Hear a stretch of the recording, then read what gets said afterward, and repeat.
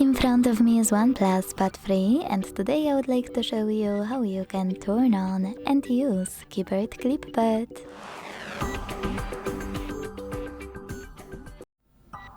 Begin by launching your keyboard and clicking on Clipboard at the top of it.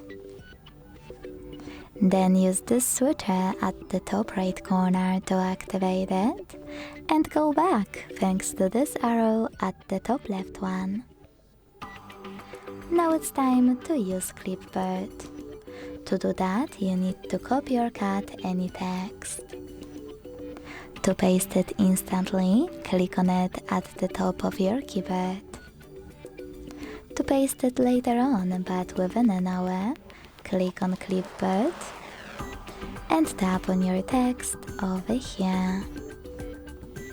If you want to paste it after an hour, you need to pin it or it will disappear. To do that, just hold it and tap on pin icon. You can unpin it the same way.